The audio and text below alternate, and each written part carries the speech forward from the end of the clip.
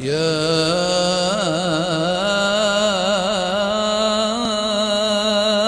رمضان.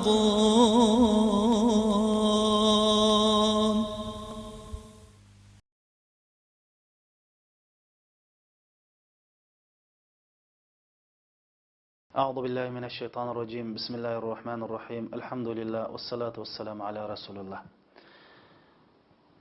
Bütün dünyadaki Müslümanların Ramazanıga mübarek olsun.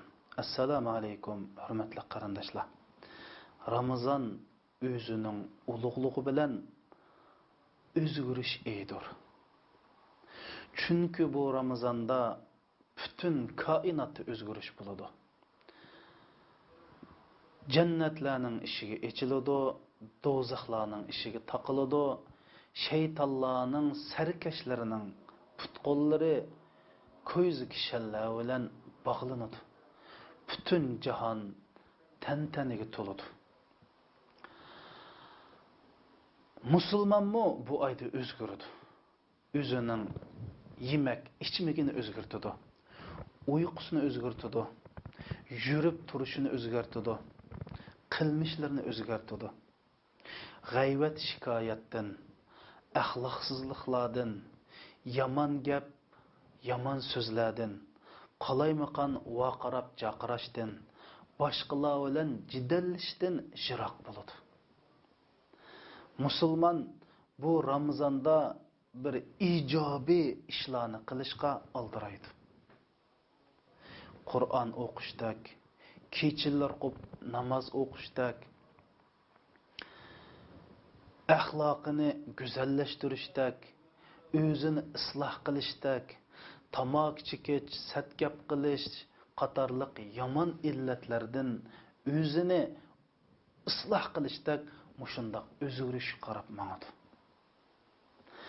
Endi biz mushu Ramazonda o'zgarmasak, qachon o'zgaramiz qarindoshlar? Ramazan özümüzdeki selbi adetlerini, nachar illetlerini özgartadigan acayip yaxshi fursat. Çünkü psixik alimler şundaq deydi, insan özdeki bir nachar illetni özgartib, bir yaxshi adetni yetildirish uchun 6 kundan 21 kungacha mushu ish hosil bo'ladi deydi. 6 kundan 21 kunigacha bo'lgan vaqt yetidi deydi.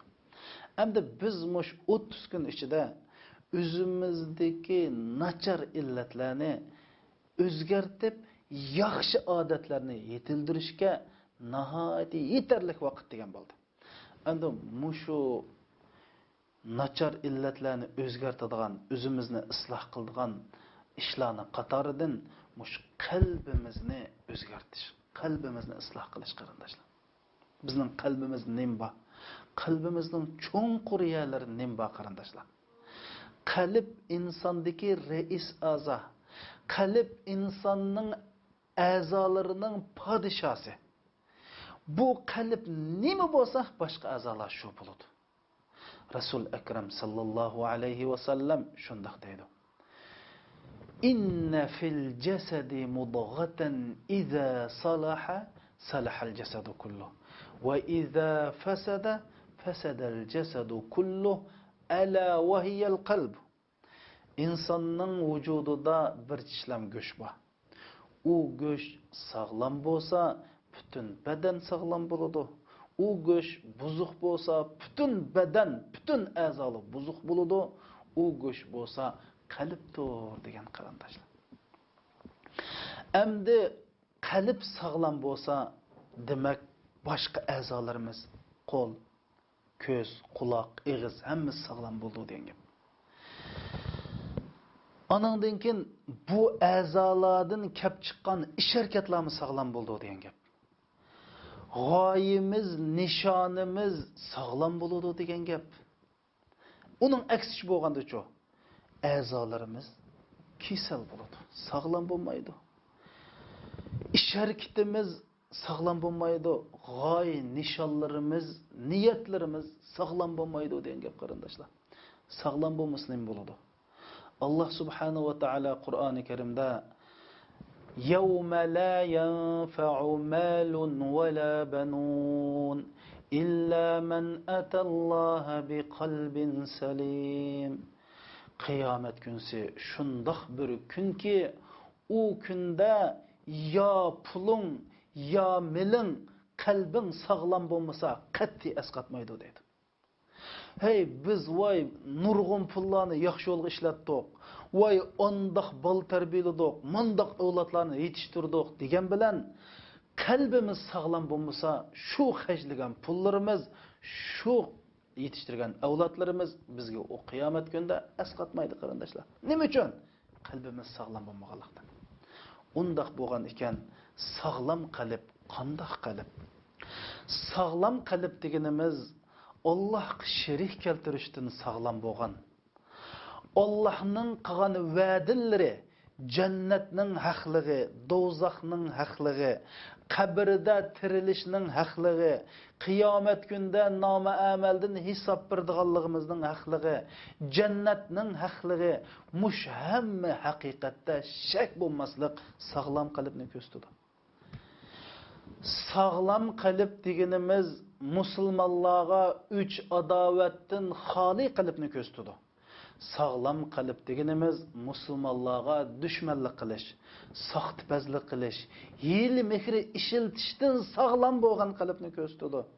Sağlam qalb deganimiz musulmonlarga hasad qilishdan, ko'ranmaslikdan, tuhmat qilishdan, gap tepishdan, ularga bo'hton chaplashdan sağlam bo'lgan qalb mana sağlam qalb deyildi qarindoshlar. Sağlam qalb kibirden, qo'qinchoqlikdan, pixsiqlikdan sağlam qalbni ko'rsatadi. Biz qalbimizni tekshirib boqaylik qarindoshlar. Hammamiz tekshirib boqaylik. Men o'zimdan boshlaydi tekshiraylik qarindoshlar. Bizningki mush kuniga qilishimiz, kofirlarning bizni mush kunga qoldirishi, xo'rlishi qalbimizdagi illatdan iborat. Çünkü Allah subhanahu wa ta'ala şundaq deydi. İnnallâhe la yugayyiru ma bi qawmin hatta yugayyiru ma bi anfusihim.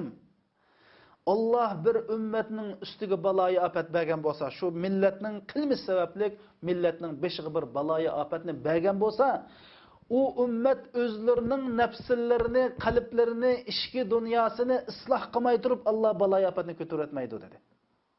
Balayı afet del kalbimizning buzuqligidan keldi. Ana mush qalbni isloh qilaylik. Ramazon bu qalbni isloh qilgan eng yaxshi fursat emasmi qarindoshlar? Hammamiz astoydil qalbimizni tekshiraylik. Bo'libmi islom uchun men xizmat qilyapman deganlar o'zimizni tekshirib boqaylik. Men qishimga kelsa, men shundoq ulug', noyta dabdubulik gaplarni qilaman. Islom uchun, musulmonlar uchun, Alloh rizoligi uchun deyman. Yeni bir qarindoshning qashig'osim shundoq deydi. Yeni bir mujohidning qashig'osim shundoq deydi. Lekin qarab baqsaq, mujohidlar necha guruh, necha partiya. Islom uchun xizmat qilayotganlar necha guruh, necha partiya. Alloh rizoligi uchun harakat qilayotganlar necha guruh, necha partiya. Hey, tek buning bilan to'xtab qolmay, boshqalarni xatolashtirayotgan, boshqalarning niyatidan gumonlanayotgan, boshqalarga qozilik qilib hukm chiqarayotgan aşını hemmisinin kıldığın bizning qalbimiz qarindoshlar. Qalbimiz sağlam bo'lgan bo'lsa, biz hammamiz qarindosh bo'latdik, bo'latdik, kafir bizni hargizmi bo'zgatmagan bo'ladi.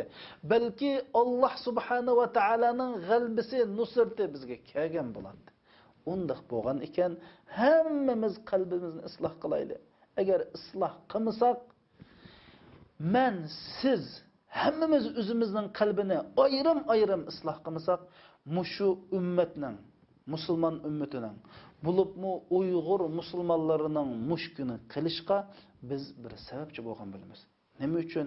Chunki biz mush ummatning bir parchasi emasmi qarindoshlar? Mush ummatning qurilishidagi bir xish emasmi biz? Unda bo'lgan ekan, o'zimizni isloh qilaylik. Hammamiz o'zimizni tekshiraylik. Qalbimizda bir musulmon ko'ra hasad bormi, ko'ranmaslik bormi, shuning dushmanlik bormi, g'um bormi, ichimizda nim bor. Mushni tekshirib, agar shu bo'lsa, qalbimizni Ramazonda pok pokiz qilib o'tayli. Qarindoshlar, inson o'zgarish uchun, nachar bir illatdan qutulish uchun 6 kundan 21 kun yetadi deydi psixik olimlari. 30 kunda biz qalbimizni isloh qilishga yetmamdi jinim qarindoshlarimiz. Mushundoq ulug' Ramazonda isloh qilmasak qachon qilamiz bu qalbni? Qachon isloh qilamiz? Mushu ulug' oy, mushu ulug' kunlarda isloh qilmasak, demak biz mush millatning mushkun qilishdiki sabablarning biri. Qalb 3 tur bo'ldi qarindoshlar. Kafirning qalbi. Bu qalb qorong'u, zulmatlik uyga o'xshaydi. Buning ichida shayton yashaydi. Shayton buni uy qilgan. Shuning bular yaxshilikni asli bilmaydi, yomonlikni asli bilmaydi. Ularda bir yaxshi yomonlikni farq etish tushunchisi bo'lmaydi. Ular havoy havasning, shahvatning, qo'saqning qullaridir. Ikkinchi qalb bo'lsa mu'minning qalbi, iymon bilan to'lgan qalb. Bu qalbga shayton yiqilishamaydi. Yiqilish po'g'icha iymonning nuri bilan ko'ydirib tashlanadi. Uchinchi qalb bo'lsa yaxshilikmi bor, yomonlikmi bor qalb. Bu qalbning ichida yaxshilik bilan yomonlik o'tirsida kurash bo'ladi. Biz qalbimizni isloh qilib, davomli tekshirib, o'zgarib tursak, bu qalbning ichida yaxshilik qalbi qiladi. Ammo sal bexutlik bo'lsak, g'aflatda yashasak, yomonlik qalbi qilib ketadi. Mana ko'pinchilarimizning qalbi mana bu 3-qalb. Unda bo'lgan ekan, biz bu Ramazonda astoydil o'ltirib, mush qalbimizni Alloh yaxshi ko'radigan, Allohning payg'ambari yaxshi ko'radigan, iymonning nuri egallagan bir sog'lom qalb qilib olishga tirishaylik qarindoshlar. Sog'lom qalb deganimiz mol dunyoning qulchiligidan, shahvatning qulchiligidan, isrofxo'rlikdan sog'lom bo'lgan qalbni ko'rsatadi. Sog'lom qalb nachar axloqsiz illatdan xoli bo'lgan, go'zal axloq bilan zinnatlangan qalbni ko'rsatadi. Endi biz mush Ramazondak bir oltin fursatni g'animat bilib, Ramazondan boshqa vaqtida g'aflat bosgan, gunoh ma'siyatlar qardab ketgan, bexud bo'lib qolgan bu qalbimizni isloh qilib olaylik qarindoshlar. Eng yaxshi fursat bu g'animatni noiti chin bilaylik. Biz turmushimizda mash oila bilan bo'lib, boljoqimiz bilan bo'lib, vaqt zich u bu deb g'aflat yashadik. Ramazon bo'lsa, men uchun, siz uchun eng yaxshi fursat. Ramazonda qalbimizni isloh qilmasak, biz Ramazondan hech nim foydalanmay chiqib ketgan odamlarning qatoridan bo'lib qolamiz. Alloh bundan saqlasin. Assalomu alaykum va rahmatullohi va barakatuh.